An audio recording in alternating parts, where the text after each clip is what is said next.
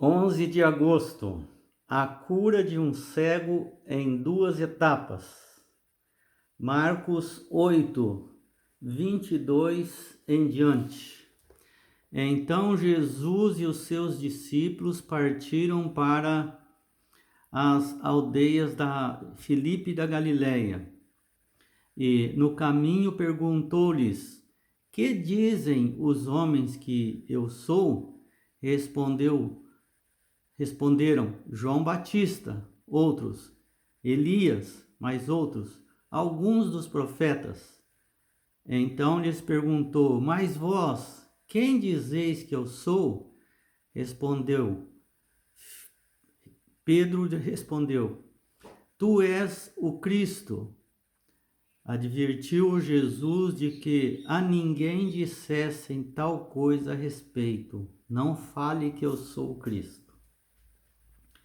Então chegaram a Betsaida e lhe trouxeram um cego, rogando-lhe que o tocasse. Jesus, tomando o cego pela mão, levou-o para fora da aldeia e, aplicando-lhe saliva aos olhos e impondo-lhe as mãos, perguntou: Vês alguma coisa?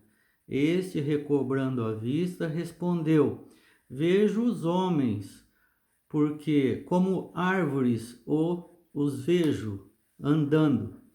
Então novamente lhe expôs as mãos nos olhos, e ele, passando a ver claramente, ficou restabelecido, e tudo distinguia de modo perfeito. E mandou Jesus embora para casa, recomendando-lhe: Não entres na aldeia. Vemos aqui essa sucessão de acontecimentos e vemos Jesus do capítulo 1 até o capítulo 7, mostrando, Marcos ali relatando isso, com a intenção de mostrar aos gentios, porque Marcos foi escrito para os gentios, a respeito de quem é Jesus. Lembra-se que nós estudamos que Jesus disse: Eu sou o Senhor do sábado, não é? É como se os fariseus: quem é você para discutir conosco a respeito sobre o que deve e que não deve fazer no sábado? E Jesus respondeu: Eu sou o Senhor do sábado.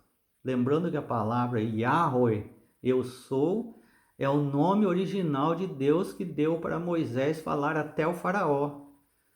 E que Moisés diz: eu vou falar que o meu Deus quer que liberte o povo, mas qual o seu nome? Ele falou: Eu sou, este é o meu nome.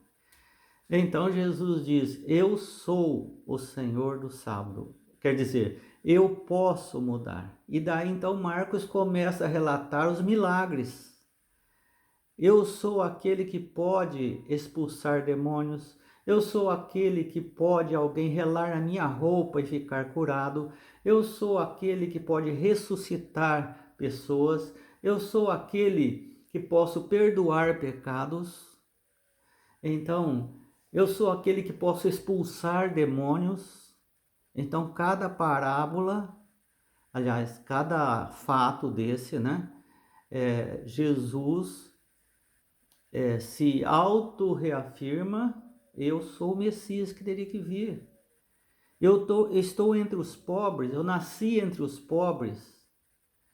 Então eles não queriam acreditar, porque eles colocaram no coração, endureceram como pedra. Ele: não vou, né, acreditar nele. Ele está querendo derrubar nossos privilégios. Este homem veio aqui dizendo que é Messias. Está certo que ele faz uma porção de milagres, mas enfim, tudo isso. Então Jesus começa e pergunta para eles: o que eles estão falando por aí que eu sou? Uns falam que o Senhor é João Batista, que morreu e ressuscitou. No caso que Herodes falava isso. E outros falam que é Elias, aquele poderoso Elias, que fez descer fogo do céu, poderosíssimo. Então diz que o senhor é o Elias que voltou aqui. E outros dizem o quê? Que o senhor é um profeta, um grande, o maior dos profetas. Então cada um está dizendo uma coisa. Então Jesus fez uma pergunta: e vocês, o que vocês acham que eu sou? Ele falou, Pedro já tomou a dianteira, como sempre, e falou: o Senhor é o Messias, o Cristo, aquele que deveria vir ao mundo e veio dos céus, veio de Deus. E Jesus então parabenizou ele, né? Esse foi o Espírito Santo que falou para você.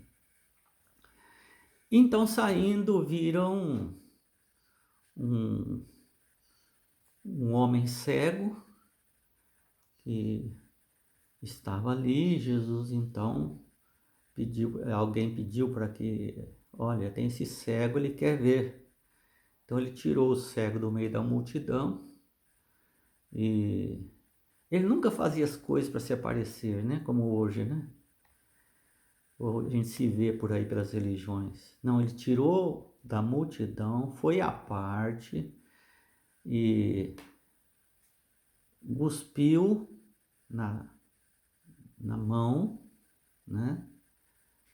E pegou o cego, né?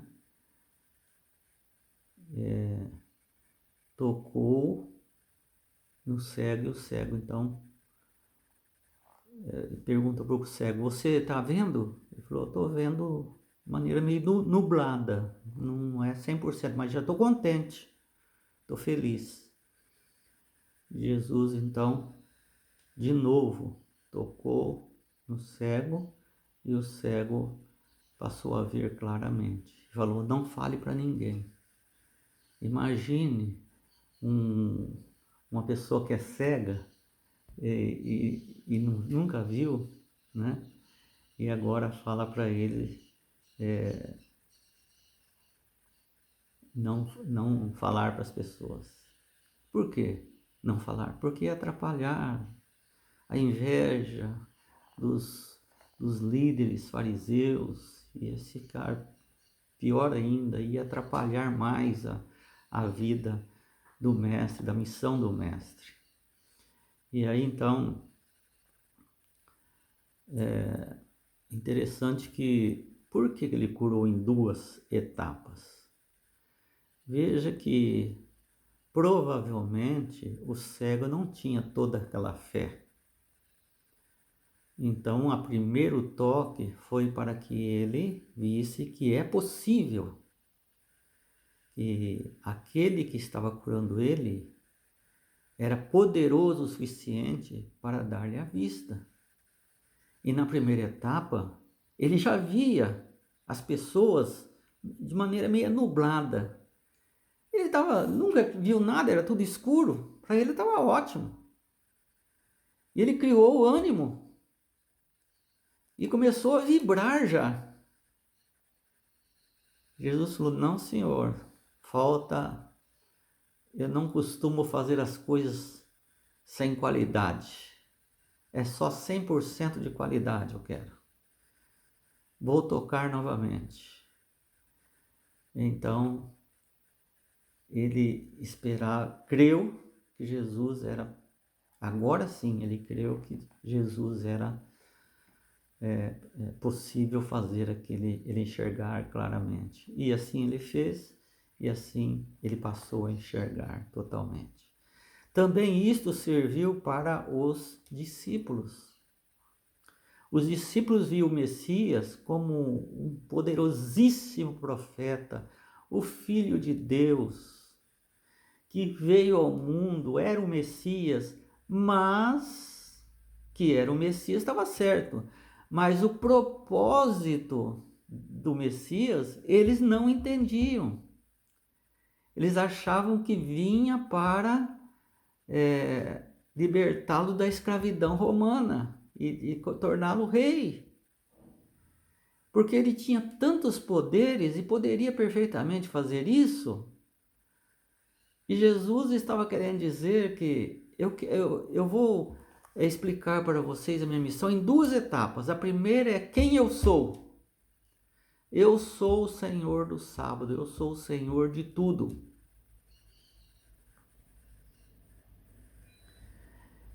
E então ele mostrou até o capítulo 7.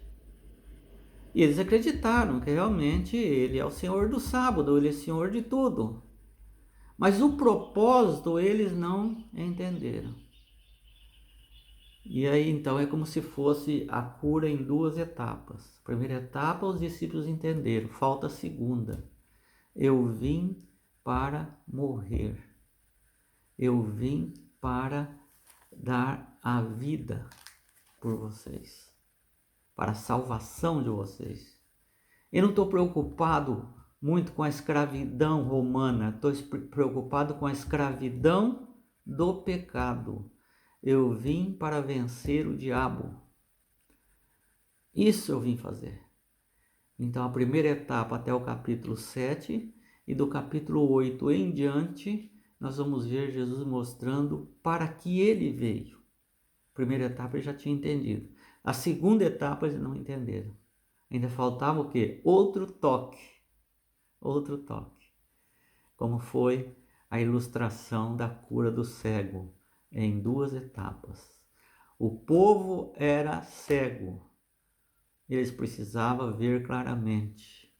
Então, o primeiro toque foi bom. Messias veio. O segundo toque vai ficar ótimo, porque ele vai destruir as obras do diabo.